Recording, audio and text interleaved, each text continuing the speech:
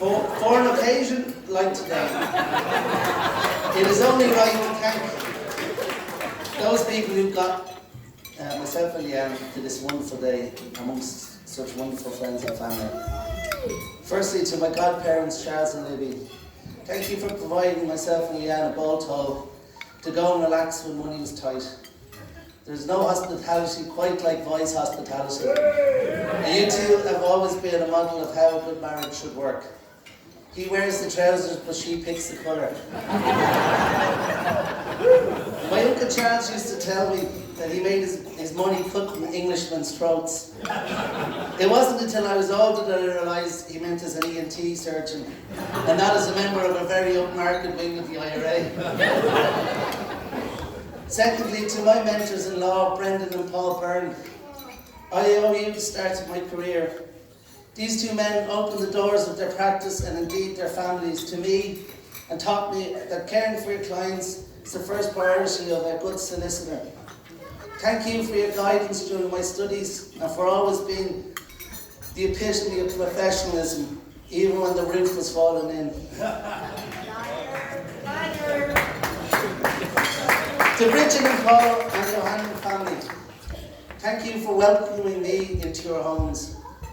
I doubt when you sent Leanne off to college that you expected she'd come home with a dove. But a dove is exactly what I am. But our counties aren't that different. Both counties have a rich love of culture and music.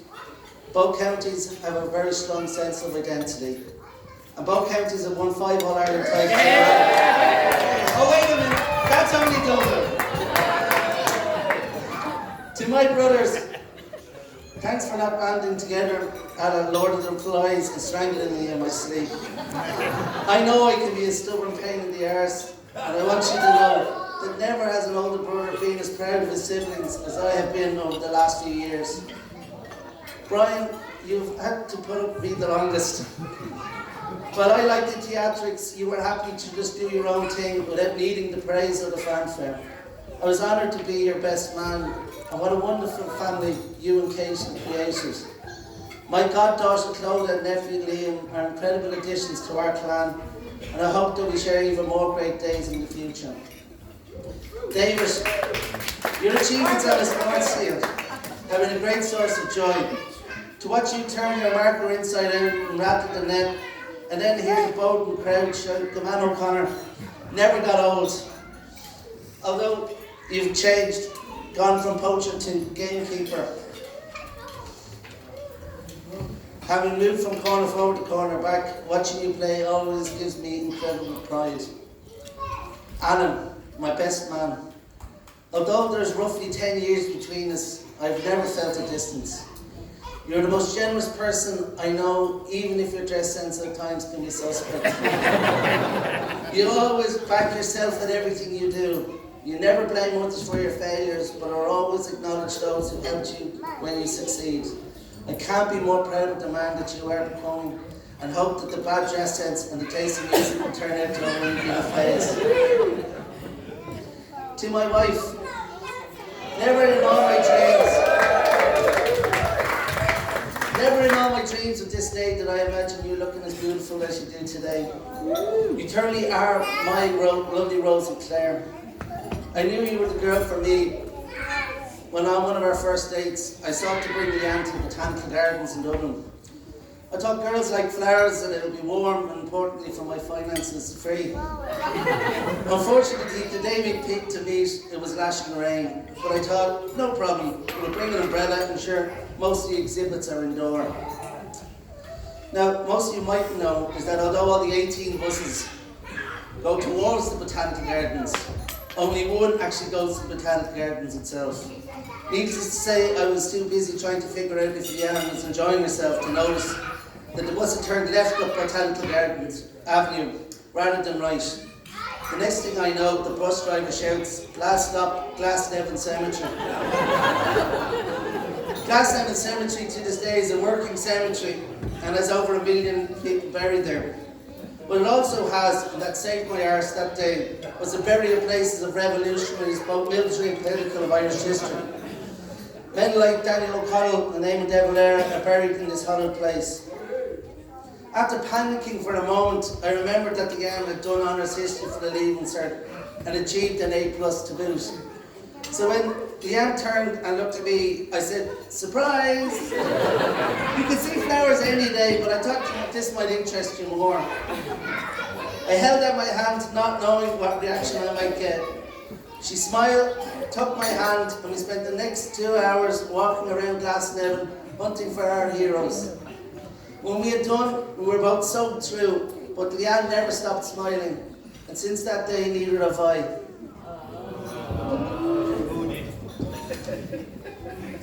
Now, from the last woman I'll ever love to the first woman who loved me, Ma'am.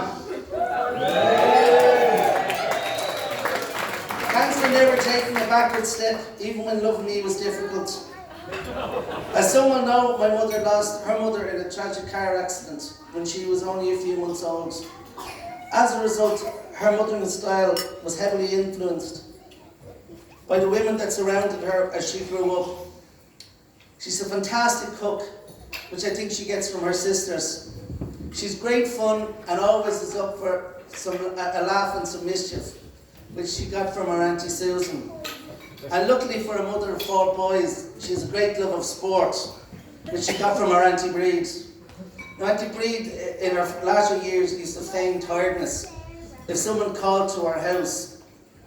The minute the person left, she drove on the football and was happy as Larry watching Champions League and talking silly things about politics. But in all seriousness, Ma'am, you should be very proud of the mother you are, and I know your boys are always very proud of you.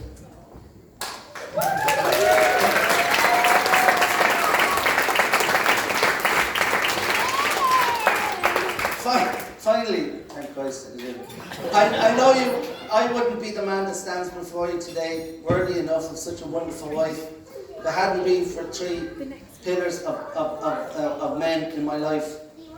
The first was my grandfather, J.P. Atchison, who, like Leanne, took his formative steps in Dunbeck, where we were today.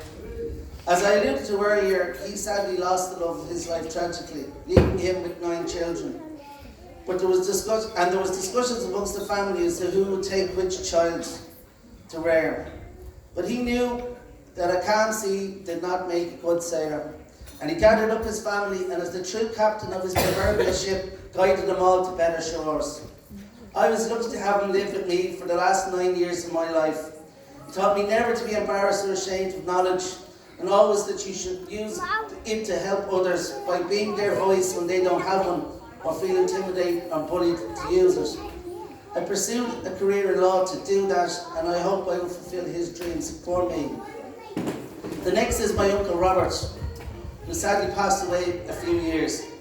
Himself and Leanne shared a wonderful relationship, and he would often tell my mother that Peter had found a wonderful wife.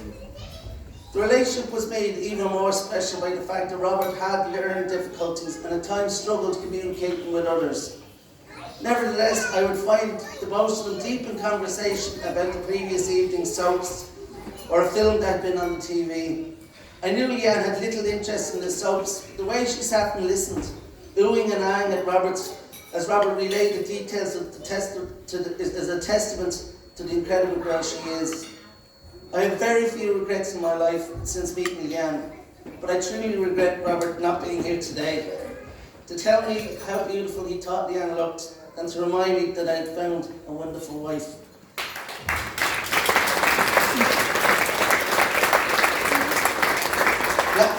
Lastly, and it's to no surprise to Leanne, most importantly, I want to thank my dad. Dad, if I can be a quarter of the husband and father you are, I'll be happy. I want to thank you for instilling in me the idea that I set the boundaries of my own limitation, no one else does. You were never too tired after work to help with homework or poke a ball in the days preceding a big match. And if you were, you never let on.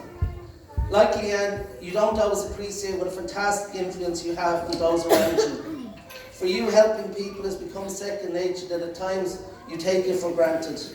I know there are many here who attest to the positive influence you were on their and their children's lives. In conclusion, As you can see, I'm very lucky to have such a wonderful people help me get to this point in life. With them behind me and behind us, I feel even more ready to start a new chapter with my beautiful bride. We raise a glass to my beautiful bride, Leanne.